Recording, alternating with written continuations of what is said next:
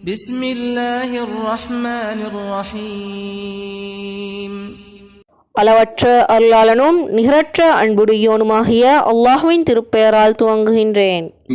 إذا جاء